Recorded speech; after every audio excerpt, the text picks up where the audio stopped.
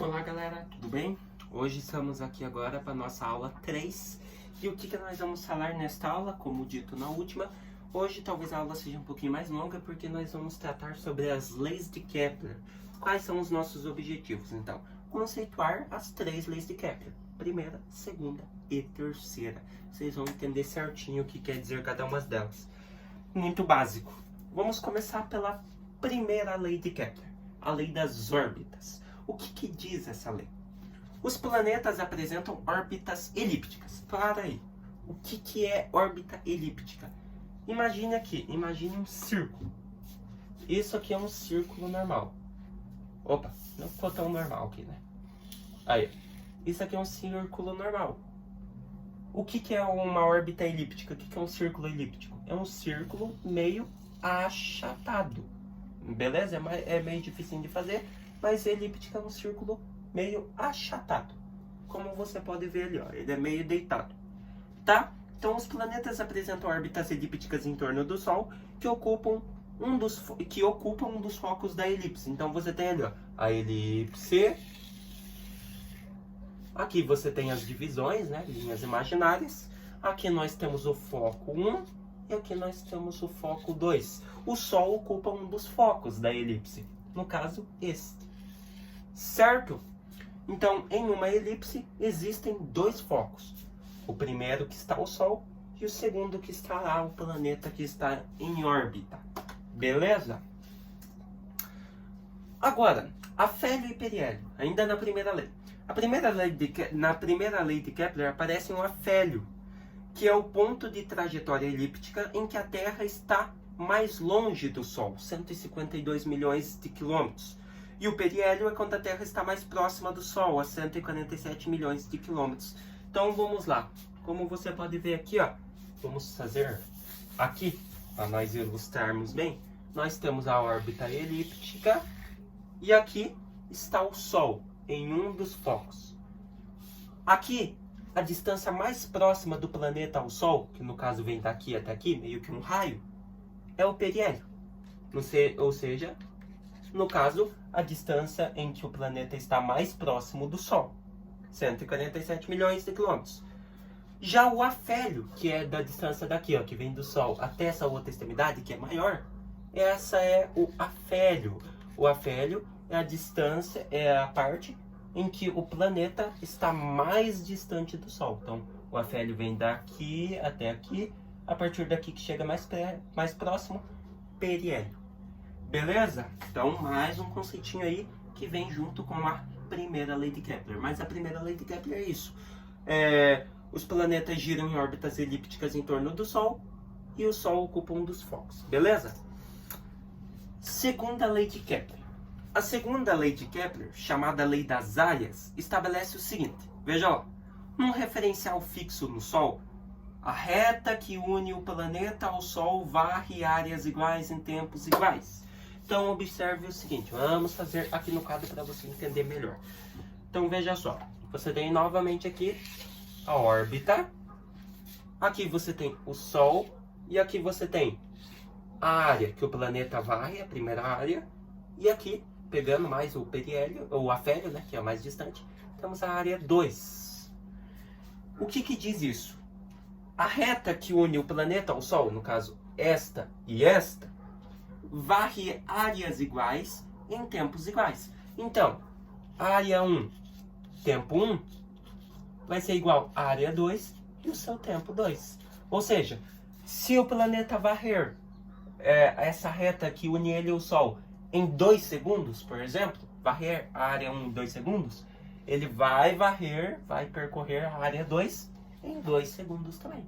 É essa a segunda lei de Kepler, beleza? Então, a reta que une o planeta ao Sol vai varrer áreas iguais em tempos iguais, beleza? Vai valer as duas áreas no mesmo tempo. Então, se varreu a área 1 em 10 segundos, varre a área 2 em 10 segundos, como você pode ver lá. Ó. Em intervalos de tempos iguais, o vetor posição varre áreas iguais. Então, o vetor que está ali, ó, no caso dessa reta, conforme o planeta for passando, ele vai varrer as áreas em intervalos de tempos iguais. Beleza? Segunda lei de Kepler é isso. A terceira agora nós vamos até fazer um exercício que tem uma fórmula. O que diz a terceira lei de Kepler? A terceira lei de Kepler, chamada lei harmônica, estabelece o seguinte: num referencial fixo no Sol, o quadrado do período de revolução, no caso de translação de um planeta ao redor do Sol, é proporcional ao cubo do semi-eixo maior da elipse que representa a órbita do planeta. Não precisa focar tanto no enunciado, vamos focar na fórmula. O que diz a fórmula de maneira mais clara para vocês? O período de translação de um planeta ao Sol ao quadrado, T ao quadrado, é diretamente proporcional, ou seja, é proporcional, divisível, ao cubo do raio maior da elipse, que vai gerar uma constante, ou seja, que vai gerar um período que esse planeta leva para fazer essa translação total, beleza? Então, T ao quadrado dividido por R ao cubo. Período de translação ao quadrado dividido pelo raio maior da elipse ao cubo vai gerar essa constante K. Essa constante K tem um segredo, e nós vamos ver esse segredo agora no exercício. Todos os planetas que giram ao redor do Sol, sempre essa constante K vai ser 1. Portanto, que tem fórmula que você vê da terceira lei de Kepler, que está T ao quadrado, R ao cubo, igual a 1. Nem K, tá? É 1. Beleza? Sempre essa constante K vai ser aproximadamente 1. Vamos verificar? Veja lá. Terceira lei. Pesquise o período de translação em distância até o Sol de 3 planetas do Sistema Solar e aplique a terceira lei de Kepler. Não vamos fazer um cálculo, é só para vocês verem como dá certo. Vamos lá então, vamos fazer... Opa, passar aqui por causa do fio, né?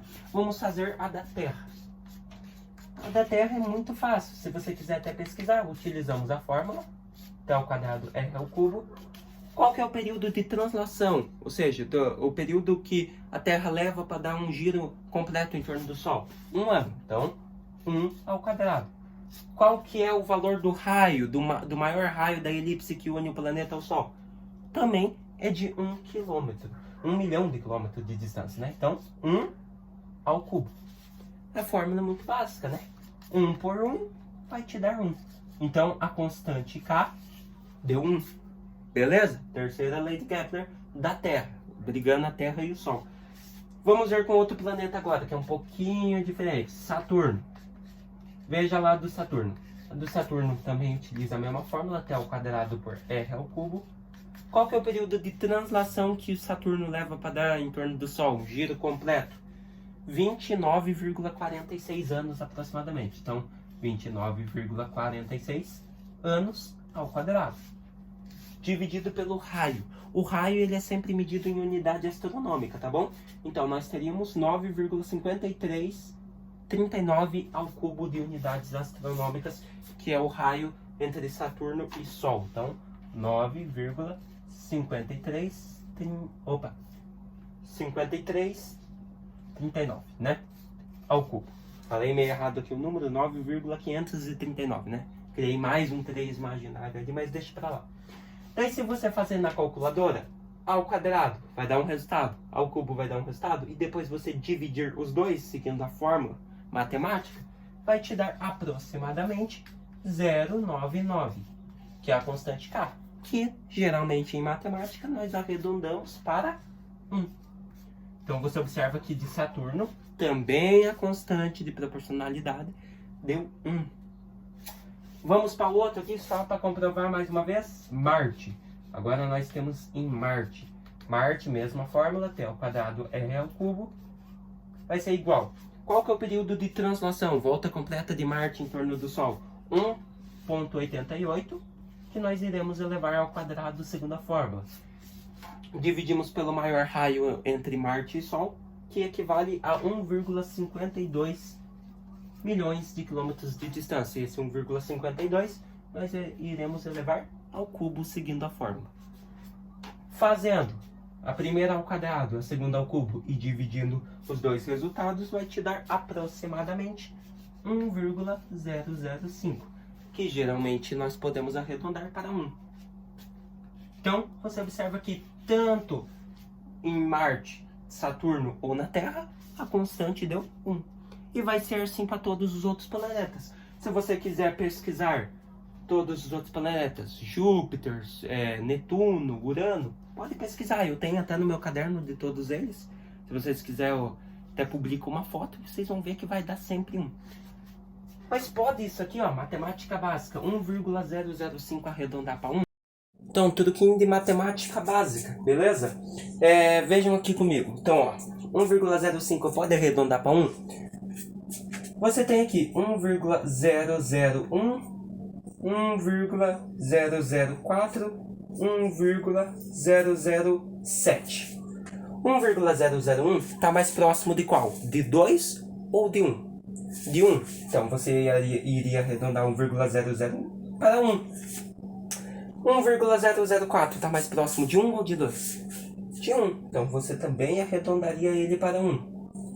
Agora, 1,007 passou de 5. Está mais próximo de 1 ou de 2? De 2. Então, você iria arredondá-lo para 2. Para o monômio 2. Entendeu? Então, é assim que funciona. Já o 0,5, 1,005 ou 1,05, o 5 ele é a metade. Então, eu posso arredondar ele tanto para 1 ou tanto para 2. Mas, para comprovar o mais próximo à lei de Kepler, arredondamos para 1. E vai ser assim para todos os planetas. Beleza? Observe, então o que nós vimos hoje? Hoje nós conceituamos as 3 leis de Kepler. A primeira, a segunda e a terceira. Eu espero que vocês tenham gostado da aula, entendido como que funciona as 3 leis de Kepler. E nos vemos na nossa próxima aula falando sobre o nosso último assuntinho de astronomia, que é a gravitação universal. A fórmula é um pouquinho maior que essa, mas é bem de boa de fazer. Até a próxima.